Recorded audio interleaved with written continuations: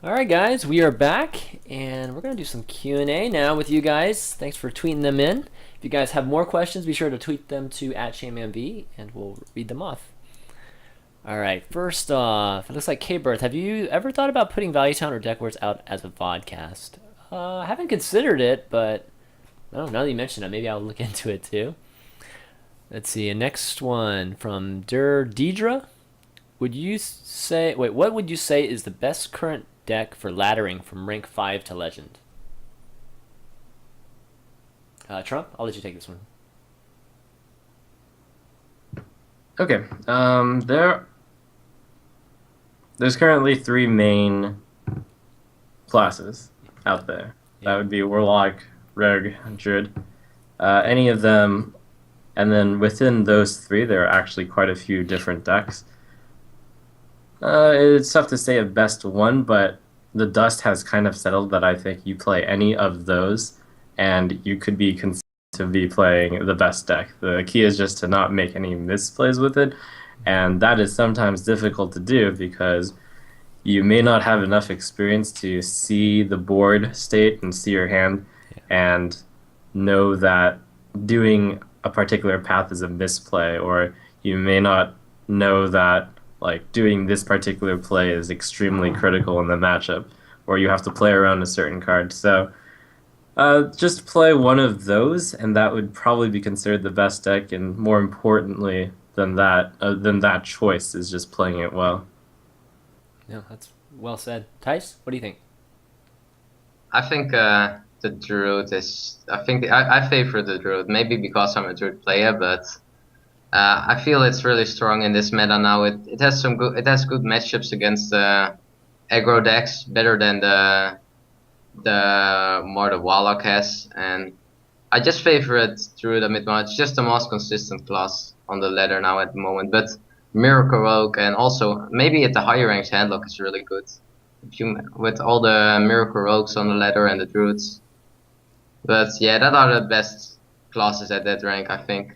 So which druid? Maybe Backspace Rogue, There's so but many. There are lots of druids. Like, I mean, even yeah, within that confines of like mid range, between mid range and ramp druid, there's all these hybrids too, right?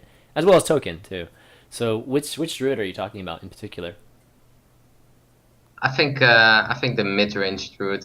Then play with cards like Black Knight. There's so many Ram Druids on the ladder. Also handlocks. I see some handlocks still, and Black Knight is just a card that always swings in the meta, but now it's really strong again. It has the same story as Harrison. Sometimes you see all the big weapons and the warriors, and then you want to play with Harrison, and now is the time that you really want to play with the Black Knight again. And I think the mid range with the double combo, just to because the ladder is still really fast, and with the fast ladder you want to yeah put put tempo in the game. So I think a version of a druid with a double combo is really strong on the ladder now. Yeah, I think I would agree with that. I've been crazy trying to do it with the paladin, but all I've been playing against are druid, rogue, and warlock. That's all I play against the entire time in that range. But one thing's for sure, and it kind of goes to the point that Trump was talking about, that there's no deck that's just going to easily get you through that phase. I mean, you have to grind with even these best decks at this point, and it has a lot to do with just your play. If you make any mistakes, then you're going to get a loss that you shouldn't have gotten, and it just sets you back, right? Um, so really, I guess really analyze your play, like your losses in particular, to see if you could have made a different play at certain points. I know I every time I take a look at mine, I'm just like, oh my god, I should have done that differently because 2 turns later I would be able to do this instead, and it would have been great. Um, so yeah, that's the bigger part is just playing well and not making mistakes. All right, next is let's see, from Ego Plant. What single card would damage the current meta the most if you were to remove it from the game completely? Ooh, okay. Damage it or That's just interesting. change it? I don't know about damage. Like maybe changing it because I don't know if you would. Well, I It's think kind of a that's weird. Leroy Jenkins for sure. Mm-hmm. Like if you're gonna change Leroy, there all the aggro decks are yeah it won't destroy them maybe, but it will change them really hard or hurt them really hard, and all the combos with like the Miracle Rogue will just leave. There won't be a Miracle Rogue when you're gonna Yeah, that's true. nerf the Leroy hard or remove the card, I think. All of a sudden, Druid is by far the best class. After that, Trump, what do you think? Yeah, it's kind of interesting. There's a cascading effect. Like, not only do you damage those particular decks that run Leroy, you introduce a new type of deck into the ecosystem which can't run because currently you have cards like Leroy Jenkins and Force Savage, the slowish control decks, Yeah. and you could start running those. Like, so even Yeah. like Chanman said, you remove a card which is popular. I don't think you necessarily damage the metagame as much as you just change it. Like, if we're going to answer more of what card removed would damage the metagame, I'm going to say if you remove a good card from one of the less played classes. So, just quick examples would be you remove Fiery War Axe from Warrior, then Warrior is garbage. You remove, like, True Silver Champion from Paladin. You don't Yeah. want to pick like, my general design philosophy is I would like to see all the classes represented. So, in terms of next, I hope to see like some of the weaker classes get the better class cards. Just as an example, that's something that I would hope to see, and happened with the priest. Um, and that's my take. Okay. Good stuff. Let's see. Next up, SM Cell. Man, I guess Scott McElroy. That's his name. Valleytown Q&A. Will Miracle Rogue be more or less consistent during new meta after Nax cards are out? That's pretty hard to. I think that's pretty hard to answer, right? You guys have any thoughts on that? I have totally no idea. Yeah, it's Just pretty hard to because answer. really don't know how the meta will swing with all the new cards. I have no idea what will be the popular decks and the best decks. Okay, I'll take a stab at it. So, since the wing release is going to be the Spider Wing, we happen to know three cards that are going to make it in. One is going to be Nerubian Egg because that's a spider egg. Yes. One is going to be Web Spinner since that's a spider, and one is going to be a New Bar Ambusher since that's a spider, kind of. Wait, that's actually a New Bar Ambusher might not make it into that wing, but we know that Web Spinner will. That's not really going to matter. But the thing that will matter is Nubian Egg. And I think Nubian Egg is a serious threat to the Miracle Rogue. Since, actually, it might not be, since you can't really trade it off that easily. But it might swing the favor in Zoo, in terms of Zoo versus Miracle Rogue, just as a quick example. So that might be a thing. That's true. Yeah, those eviscerates won't be quite as impactful because you can't completely remove that. Yeah, I think generally speaking, I think that's probably true. It's not going to get any better. I don't. From what I've seen just with the cards, that I can't see. I didn't like just right off the top of my head see something that Miracle could even more exploit. Like can get even better with right off the top of my head. But if there's anything, I would say it'd be less consistent than more so than more. But okay, let's move on then to Shali 1989. Will Nax coming out on 22nd? What classes are you three most excited to play around with first? Okay. All right. So what class do you guys want to play? I guess once you get the cards from the first dungeon, is there any class that you're most excited about experimenting with? Thijs, I'll let you take this one first. I will probably try just Druid because it's my class. I play just a lot of Druid, so I'm gonna try something with Druid for sure. I think Shaman is really interesting. I think Shaman is a class that can really do well with all the death rattles. So Yeah. with all the hacks and with the Urshock. So I think Shaman can be really interesting, and just maybe the Priest. Priest can be. It's just a feel. I'm not sure, but I heard a lot of people think that Priest can make it. Can make a really good comeback and can be really good after the next cards, but I'm not sure. But for sure that I'm gonna play some Druid and Shaman. Okay. Trump. What I'm looking forward to the most is playing the classes that I've underplayed the entire time.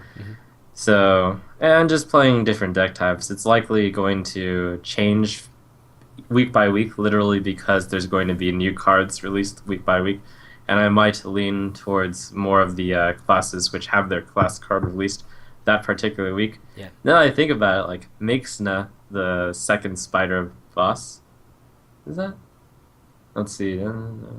Yeah, she might be the one with the priest cards because she's got cultists with her. So maybe Oh, priest. yeah. Um, and then even the web spinner, like it's kind of looks like just a filler card, but I think it could have a bigger impact than that. And I'm looking Mhm. forward to running Beast Energy Hunter decks also. That's me too. Like basically Hunter I want to kind of get back to and start trying some stuff in this very first dungeon with Nax. I'll probably try Zoo too, just because I feel like Zoo could potentially have an upgrade with an Nerubian egg just to try it out. I don't think I would play a lot though. I just kind of want to see like how what the power will be like with it. But Hunter and Priest, I think Priest too. I think Priest will be interesting, and I'm kind of curious to see if like Mass Dispel will have any like impact too. Just given that there's so much, there's so much death rattle now, like on a lot of these new Nax cards.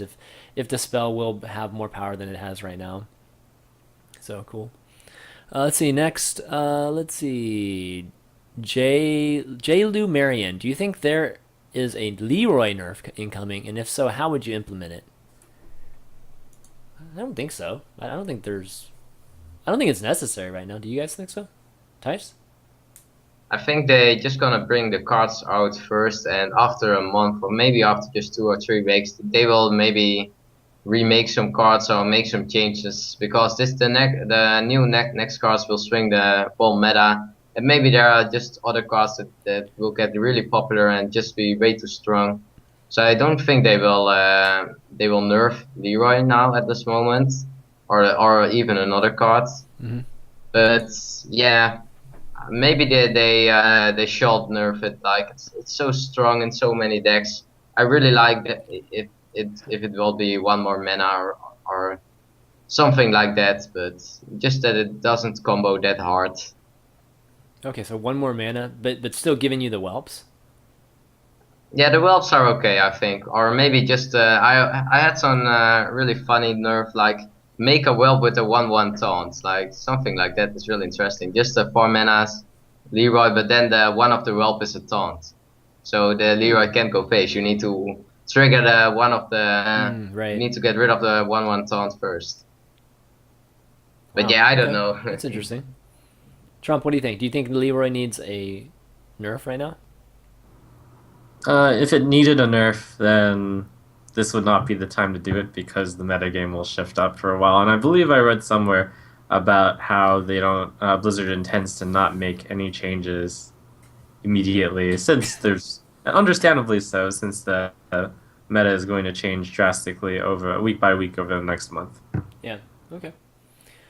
Justin Ashworth, speculate the types of cards you expect to see from next that hasn't been revealed yet. We've talked about that in the past, and it's hard. I mean, it's hard to speculate what they're gonna put. So we might as well not speculate and just wait for them to come out in the next 5 weeks because we're gonna see them all. Taylorum asks Q&A: was Rogue really considered one of the lower tier classes during closed beta? Yeah, I think at one point it was, right? Wasn't Rogue considered? I mean, there was a Tempo Rogue that was always decent in closed beta, but I think it was considered top, like bottom three at some points, right? If I'm remembering correctly. Trump, do you remember? It kind of depends on what era you're talking about. One of my uh, in the early month of beta, there's like a tournament, and I won it with a control rogue type. And in fact, rogue was one of the classes which got the most nerfs to it, including their hero ability, Yeah, backstab, backstab. Shiv getting increased by a mana, Defias Ringleader getting nerfed. To some extent, other neutral cards which had synergy with rogue. So at one point, it was definitely considered the strongest class Yep, in beta. It just that's right. depends on your timeline of it. Miracle wasn't around for quite some time, or it wasn't Well, around in a good form. yeah. So Yeah, there was the questing adventurer slash mana addict version of the miracle for a little bit, but I think towards the end of closed beta though, it was nerfed to the point where I think a lot of people weren't playing it. Um, it's one of the first overpowered classes though, with the coin scrub and gosh, the backstab used to be so good back then too. But yeah, so I think it's been there. I think the only class that hasn't been maybe considered in the lower tier is Druid. I think Maybe Warlock too. Warlock and Druid, I think maybe are the only two classes I've never considered in the lower tier at some point in Hearthstone history. Closed beta at least. Let's see. Seth asks that to reach top 16 on the ladder this month, should a player innovate, with the new Nax cards, or farm the people who try to innovate with unpolished decks? It's hard to counter the people that innovate because there's so many options. They will try so many stuff. It's hard to predict what they gonna bring, I think. But yeah, that's also a reason. So it's hard to just make your deck. Yeah, it will be really hard. I really don't know how you can hit top 16 with all these new cards. You just have to find the best or strongest deck as the first one, maybe. All right. Right, and that would be innovation. Throughout history, a lot of the players we consider to be great hit top 16 with they trailblazed a new deck. Just quick examples which come to mind are Life Coach with his Hunter deck, and he really brought together like a more solid late game Hunter, which wasn't known at the time, and then he got there. There were some people who enjoyed playing Freeze Mage about a month ago who got up to Legend before people started realizing how to play entirely about it. I think that the best way to hit top 16 Legend in particular, since there's so much knowledge of the best decks currently, is to play something, to have a good knowledge of what those baseline decks are and then actually take advantage of them. If you're going to play like a crappy deck, which is like, well, not crappy, but just you're innovating and you haven't found the best use for it, you're going to not do as well in the beginning. But if you come about something good, I'm sure you can. I think that would be the best way to get to top 16. Yeah, I think so too. All right, No Other Regime. Why is Chillwind Yeti considered such a staple card in Hearthstone? Okay, Trump. I know Yeti's always been a big topic, whether it's Arena or it's in Constructed. I'll give you that question. Okay, the basic way to think of it is Yeti is the Cadillac of efficiency.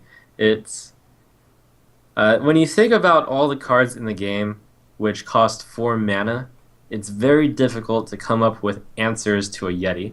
So you've got your Swipe, which does 4 damage, which costs 4 mana. You've got your True Silver Champion, which does 4 damage and costs 4 mana. Like even for Rogues, their Eviscerate just does 4. So this 5 health point is really important. When you think about minions that the Yeti can face on 4 mana, there is almost nothing that will defeat a Yeti. Like that's not a class card, or is a class card with a drawback. I'm looking at Lightspawn, for example. So, and not only that, the Yeti is also strong because if you innervate it out early, it has a lot of health. So, like the Eviscerate early, even though it only costs 2 mana, still can't take it down, and you just put on so much pressure with it. So, it just happens to have the stats organized in a way that's the best possible way. It seems like 5 health was the magic number for 4 mana, and it has enough threatening attack that it does significant damage. Now, while that's all interesting, at the same time, the only deck that plays the Yeti currently in popular meta is Druid, probably because you can innervate it out. Yeah. I mean, I think there are some other mid-range, like Shaman, right? I think mid-range Shamans run it too sometimes. Like Strife ran it, right, when you're in that crazy mid-range. But that archetype is, pretty much only mid-range will run a Chillwind these days. What do you think, Thijs? Like, what do you think about, or why do you think Yeti is such a big staple in Hearthstone? Yeah, it's just Trump explained it already. It's just the stats with the 5 HP. It's just the 5 HP. It's not the 4 damage or something. Just that turn 4 with 5 heal. I don't think there's any good answer. Maybe a fireball that can destroy it at turn 4. But that's just that's only the mage. But for you just can't get rid of it at turn 4. Most of the times, if you play a Yeti at turn 4, it just survives, or or your opponent has to play a card and trade something from the board into your Yeti. Just the value that you get out of the Yeti is really big, Mhm. especially in Arena. They always pick the cards like Yeti in Arena, I think. Yeah, it's nice that it's anybody can get it too, right? It's a vanilla card. It's great. It's nice to have like a vanilla card like that, just being so important or just so prevalent in the metagame too. I think that's a really good aspect of the game. I'm mixed on that. See, Really, you don't like at that? one point, like it's cool that you have this basic deck that everyone, basic card that everyone can get their hands on, and it's nice and all. But Hmm. at the same time, it's kind of boring. Like, uh, this is the base set, so it's cool, but it's like there's nothing cool you can do with the Yeti. You innovated it out, and this is a complaint that some of the top players were giving, like Gara, for example, with his video. Is like, okay, so you're playing a druid. There's not much you can do to like show your skill.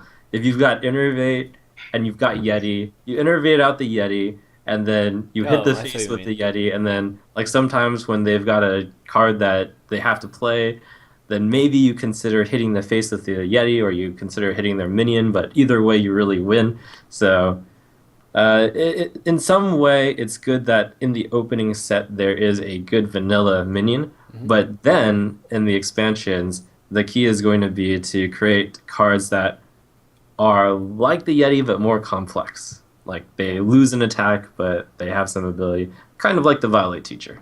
yeah, okay, yeah, I can agree with that. And that's what we're about to see here in Nax, I think, which would be cool. I mean, it'd be nice if there was you could combo it. You can combo something with Yeti, right? Give it some type of death rattle, or give it some kind of ability outside of just like taunting and stuff you can do with Mark. That might make that card even more dynamic too, in a way. Okay, so here's a question. Do you think that Blizzard should release more? Well, after Nax, right? Just this is obviously the first expansion. Do you think the release period should be more often? A bit more often, but not too much. Like I think like three times in a year, Hmm. something like that will be Yeah. will be a good statement. Don't do it every month. That's too Too it's too much. much. Like or the meta that we had was really good, but now the last month everyone is a bit sad. Everyone wants the next cards now, and they Yeah. already announced it, so everyone is hyped now. And but I think like three times in a year is a good way to do it. Yeah. Trump, what do you think? I think that's excellent timing. My dream release period date would be either every 3 months, which would be 4 times in a year, every 4 months, which would be 3 times in a year, or like I feel like this would be a little slow, but every 6 months, so that's 2 times in a year. Like somewhere in that range would be best. And I happen to think like I'm more towards the 4 releases a year, but I'm also very enthusiastic with 3 releases a year. I'm okay with 2 releases a year. Please don't make it only 1 release a year. Oh gosh, no, yeah, definitely don't do that. Yeah, I think I would agree with you. And given that Nax is coming out July 22nd, I think it's probably going to be at least for this, maybe the first 12 months, like 3 times a year. Because if they release it right before BlizzCon, that might actually be kind of bad. Um, Given that just some of the regional qualifiers and stuff will be played, just in this this Nax release, right, versus the next one. So I'm thinking they'll probably release the next one after BlizzCon, which would put that 4 months out, roughly. But yeah, at the minimum three, I'd be happy with for two, and I think that's enough too. If you're gonna release, like, what do you think about the release side? Do you think they should release like 30 cards, or do you think that's enough, or do you think that this it should be more than I think the collection that they're releasing this time?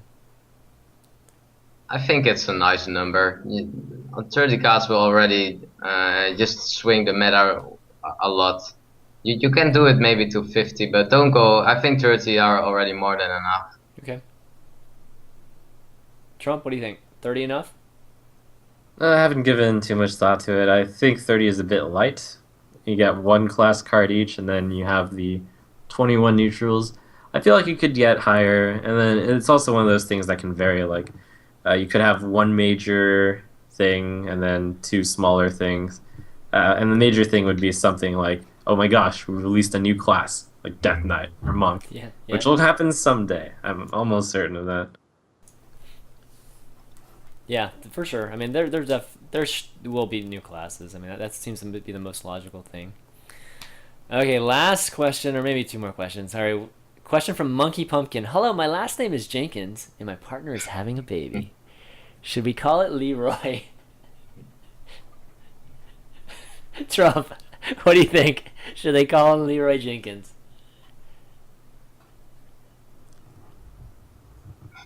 If you think that's a name that will This is such a diplomatic bring you answer. pride and admiration, and not just be like a knee jerk now, but like in 20 years, you look at it and you're like, ah, yes, I'm really glad I named my son Leroy. Then, by all means, like it is something that has a bit of meaning, and it's cool. Thijs, should he? Don't do it. I feel for Don't that do kid, it. man. Don't do that.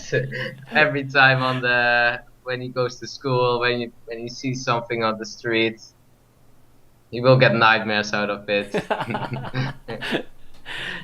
Yeah, I'd probably lean towards not Yeah, doing it. Maybe call him Lee Jenkins yeah. instead of Leroy Everyone Jenkins. like when he goes to school, everyone is going Leroy. Leroy, yeah. Yeah. Yeah, that's gotta get boring after a while. Yeah. Have to go through that for like 18, 20 years of that. Last question. Let's see what's good. Let's try to find a good one here. Um, all right, here's a question about Warrior. I guess it's just more of a general question we can discuss. Um, do you think Control Warrior? Let's see. What are your thoughts on Control Warrior in the current meta game? Trump? Oh, Uh, go ahead, Tice. Go ahead. the problem with like I played a lot of Control Warrior, but the problem with the Warrior at the moment is that it is really hard in this meta with all the Druids. The Druids are really strong against the Warrior, in my opinion, Hmm. and also it just sticks against that Miracle most of the times. They don't have an answer for the conceal gadgets, and a lot of times they are too slow because they don't run mid game drops. They really rely on their late game drops, and they have no mid range power. There are some mid range warrior decks now, but for the control warrior, it's really hard at this meta. I feel. Trump? Yeah, hard in the meta is you look at the warrior versus, and this is something that kind of requires a lot of experience from both sides of the table, like as playing the control warrior and playing the other side. You look at the individual matchups against what's popular right now. It's like, do you really want to take a warrior against a druid? Not really. Do you really want to take a warrior against a miracle rogue? Not really. Do you want to take a warrior against backspace rogue? Yeah, kind of. Do you want to take a warrior against handlock? Kind of. And do you really want to take warrior against you? Depends on how you build it. So when you think about all of those matchups, you're like lukewarm on quite a few of them, and you're like, it's not really that great, but at least it's not terrible. So my thoughts are that generally warrior is kind of like a less good control druid at the moment. Yeah. I think that's a good description too. And Control Warriors, I mean, there's a range of what you're talking about with Control Warrior too. I mean, there's been lots of mods lately. You know, obviously, a lot of people talked about the Kit Kat's Korkron mod, but even lately, right, we've seen some Warriors from Tides and even just recent tweaks. It seems like Sunwalker's like in everything these days, in every single deck. So we were even seeing that sort of bit. But in general, I think the removal just for a warrior just isn't optimal enough to get through druids that have so many targets, or even handlock that punishes you if you don't, like, really really badly if you don't get it at the right time. And yeah, rogue is just a bad matchup. At least miracle rogue is. So tough times for warrior, which is too bad because I mean, warrior's like one of my favorite classes too, and I think we'll see a resurgence of it with the Nax cards. We'll see warrior come back hopefully.